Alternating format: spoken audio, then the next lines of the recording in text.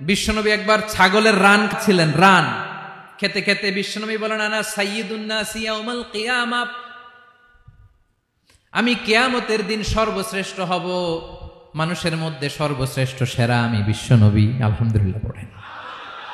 বিশ্বনবী বলেন, সেদিনটা বড্ড ভয়ঙ্কর, সেদিন কেউ কারো কোনো উপকারে আসবে না, বন্ধু বন্ধুর কাজে আসবে না, স্ত্রী স্বামীর উপকারে আসবে না, স্বামী স্ত্রীর উপকারে আসবে না, পীর সাহেব মুরিদরে বাঁচাতে পারবে না, মুরিদ পীর সাহেবরে বাঁচাতে পারবে না, নেতা কর্মীর পরিচয় দিবে না, কর্মী নেতার পরিচয় দিবে না, ভাই বোনকে চিনবে না, বোন ভাইকে চিনবে না, বাবা তার সন্তানকে চিনবে না, মেয়েকে দেখে মা দৌড়ে দৌড়ে পালাবে।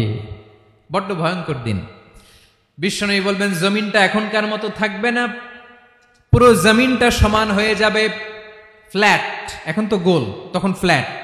সবাই এক জমিনের উপরে দাঁড়াবে, সূর্যটা মাথার কাছে চলে আসবে, সূর্যের গরমে মানুষের মাথার মগজ গলে গলে কানের ছিদ্র নাকের ছিদ্র দিয়ে